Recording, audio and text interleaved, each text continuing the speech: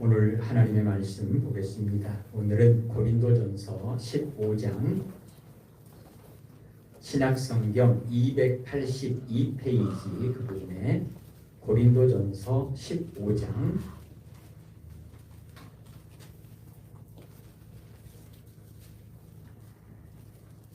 고린도전서 15장 1절에서 11절까지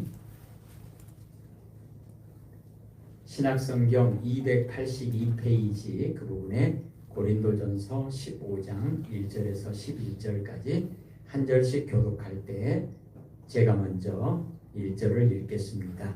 고린도전서 15장 1절입니다. 형제들아, 내가 너희에게 전한 복음을 너희에게 알게 하노니 이는 너희가 받은 것이요 또 그 가운데 선 것이라.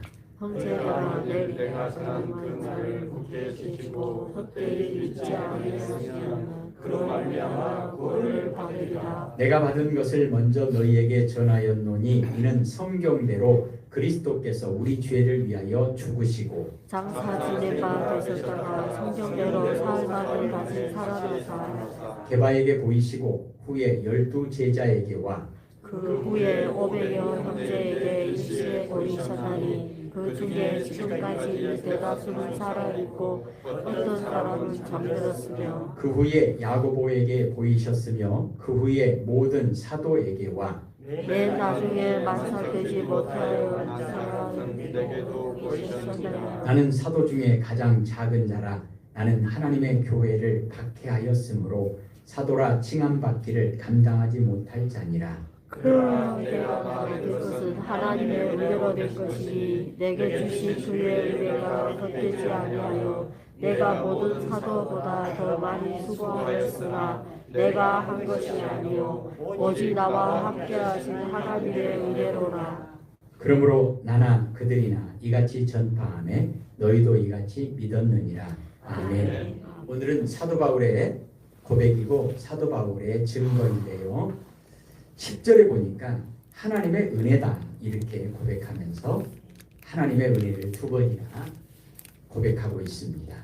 오늘 우리가 고백해야 될, 특별히 이 해를 이제 마지막 달을 맞이하여 이 해를 우리가 잘 정리할 수 있으면 좋겠는데요.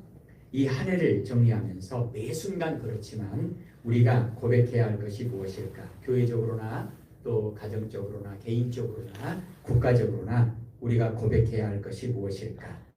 오늘 사도 바울의 고백, 모든 것이 하나님의 은혜로다. 이 고백을 할 수 있는 복된 한 해가 되어지기를 소원합니다. 사랑하는 성도 여러분, 사도 바울의 소원은 무엇인가?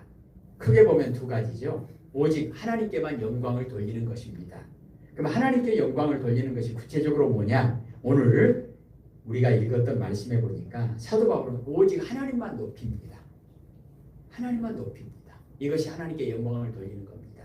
그리고 하나님의 은혜만을 증거합니다. 오직 하나님의 은혜다.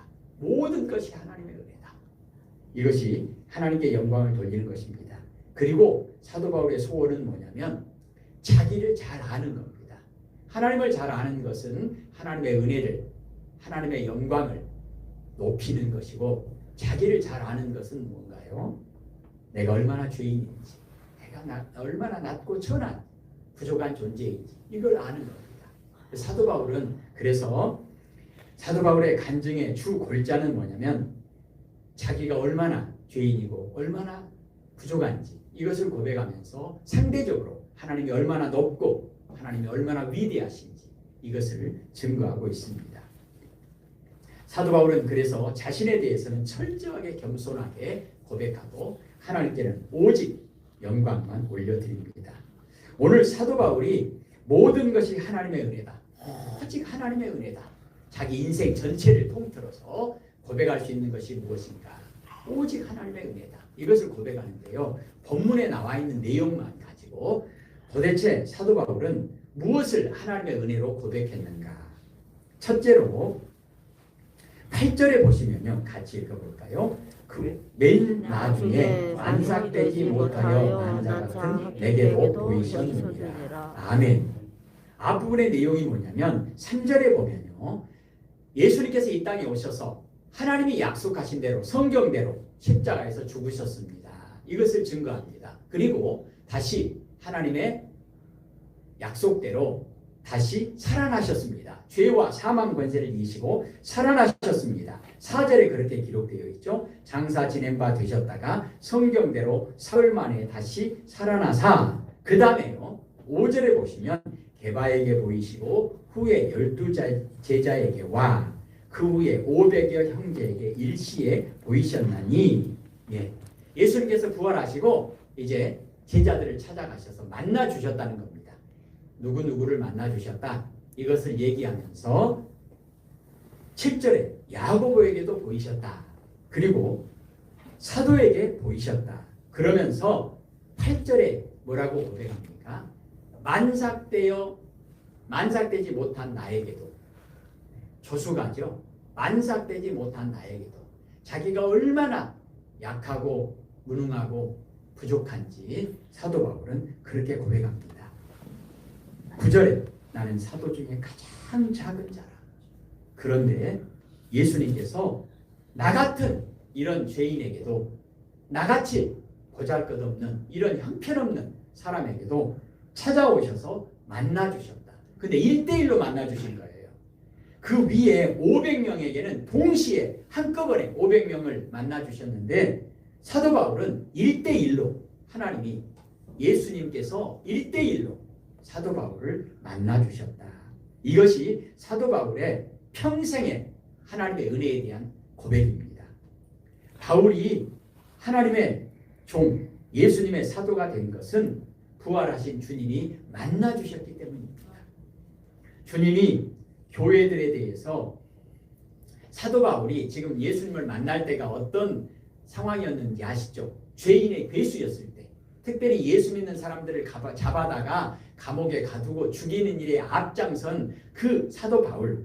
지금도 사도 바울이 다메섹으로 가는 길입니다. 왜요? 거기서 예수 믿는 사람들을 잡아다가 감옥에 넣고 고발하고 죽이는 일에 앞장서려고 하는 겁니다. 죄인의 괴수였을 때, 적그리스도 반역자였을 때 예수님께서 특별히 사도 바울을 찾아오셨고 만나 주셨다는 것입니다. 만나는 것으로 끝나는 것이 아니라 예수님의 제자로 삼으시고 이방인의 사도로 세우시고 그리고 사도 바울을 통해서 위대한 구원의 역사를 남기셨습니다. 이루게 하셨습니다. 기독교 역사상 가장 위대한 발자취를 남긴 사람 대표적으로 사도 바울을 꼽습니다. 사도 바울은 내가 어떻게 이렇게 할 수 있었을까? 예수님이 나를 만나주셨기 때문이다. 예수님이 나를 만나주신 것은 도무지 세상적인 논리로는 이해할 수 없는 일이다. 내가 죄인의 괴수였을 때 예수 믿는 사람들을 오히려 잡아다가 죽이는 일에 앞장서는 그 일을 하고 있을 때 예수님께서 나를 만나주셨다. 나 같은 죄인을 만나주셨다. 이것이 하나님의 은혜다. 이것을 고백합니다. 두 번째는 9절이요. 같이 읽겠습니다. 나는 사도 중에 가장 작은 자다. 나는 하나님의 교회를 박해하였으므로 사도라 칭함받기를 감당하지 못할 자니라. 아멘. 모든 사람은 다 자격이 없죠. 그런데 사도 바울은 특별히 더 자격이 없는 사람이라고 고백하면서 나는 가장 부족한 자고 그리고 교회를 핍박했던 하나님의 원수였다. 그런데 하나님께서 나에게 악으로 갚지 않으시고 오히려 은혜로 갚으시고 선으로 갚으시고 하나님께서 원수와 같은 나를 사랑해 주셔서 나를 만나 주셨다. 나를 이방인의 사도로 세워 주셨다. 나를 종으로 삼아 주셨다. 이 모든 것이 하나님의 은혜다.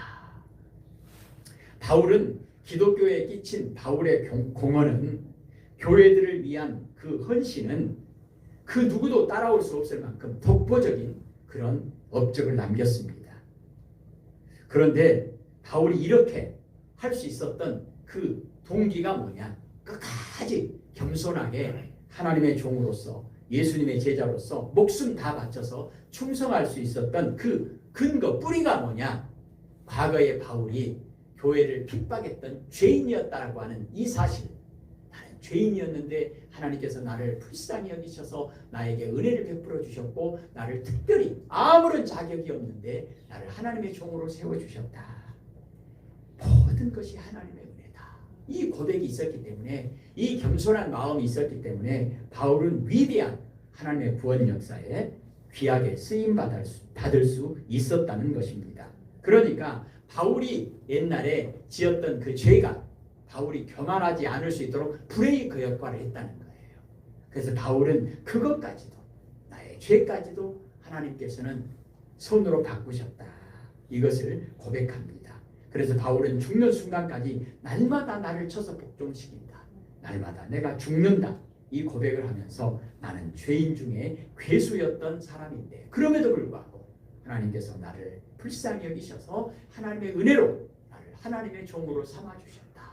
그러니 내가 어찌 목숨 다 바쳐 충성을 다하지 않을 수 있겠는가.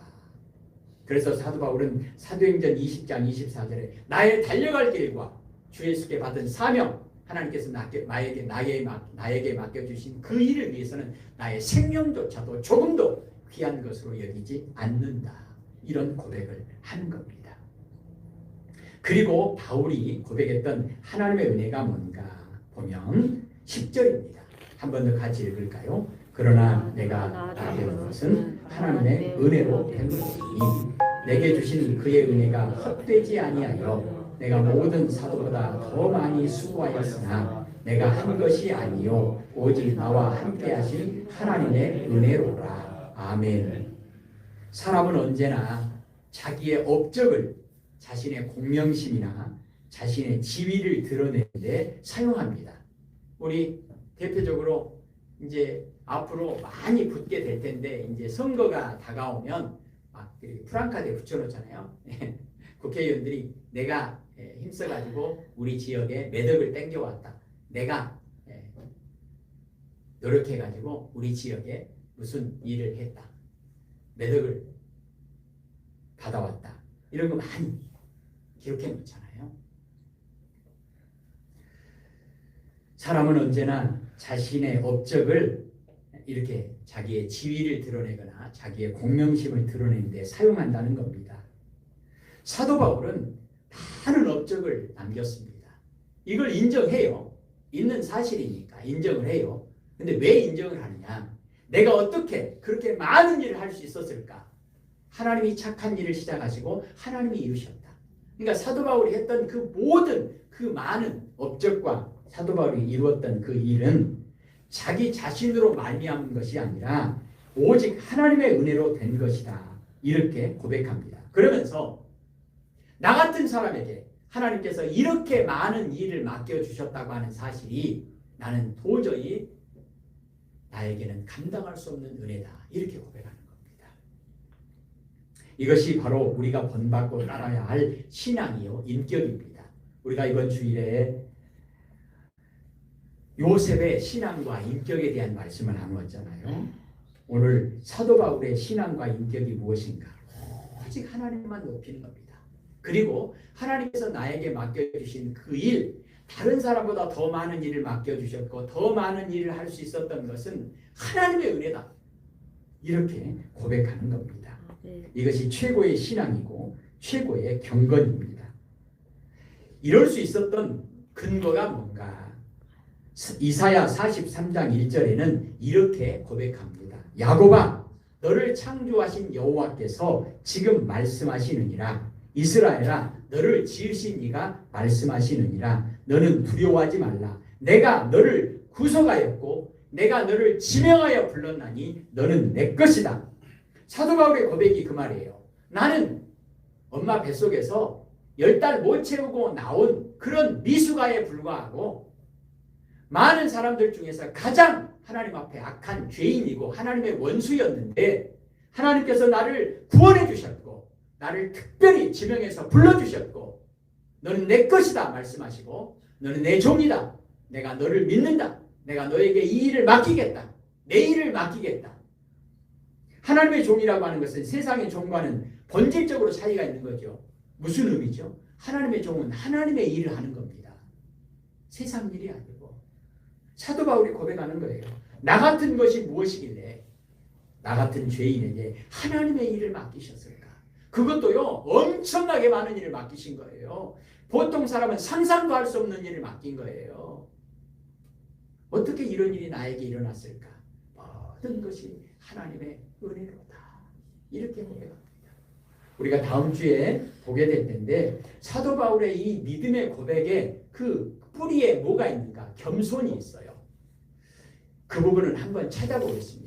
뒤로 넘기시면 고린도 후서 12장입니다. 내용은 다음 주에 볼 건데요. 298페이지. 그러니까 뒤로 쭉 넘기시면 298페이지. 298페이지.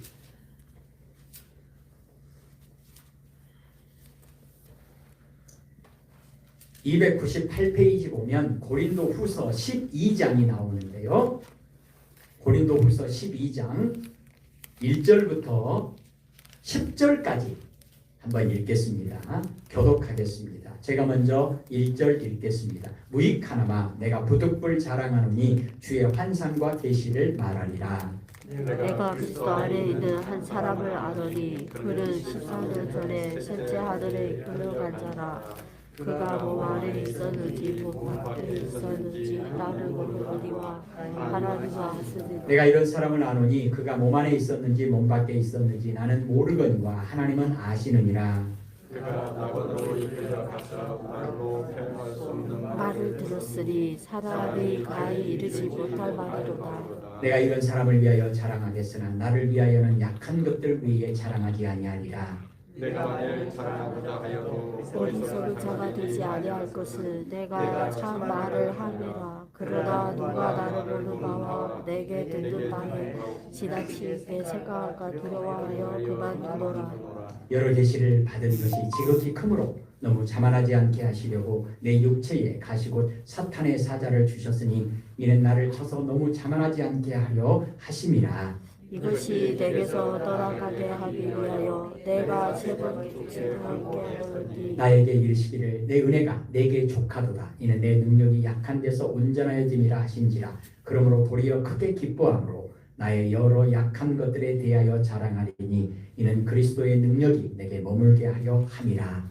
그러므로 내가 그리스도를 위하여 약한 것들과 능력과 높임과 박해와 권고를 기뻐하노니 이는 내가 약할 그때에 강함이니라. 아멘. 구체적인 내용은 다음 주에 보겠는데요. 사도 바울의 겸손은 크게 하나님의 은혜다. 모든 것이 하나님의 은혜다. 이렇게 고백하는 것으로 나타나고요. 또 하나는 오직 예수 그리스도만 자랑합니다. 오늘 우리가 읽었던 본문의 내용을 보면 2절과 3절의 마지막 부분에 그런 내용이 나오거든요. 나는 모른다. 하나님은 아신다. 나는 모른다. 하나님은 아신다. 자신의 영광을 자랑하지 않습니다. 오직 하나님의 영광만 드러내고 고백하고 자랑합니다. 이것이 사도 바울의 겸손의 특징입니다. 그리고 예수님만 자랑합니다.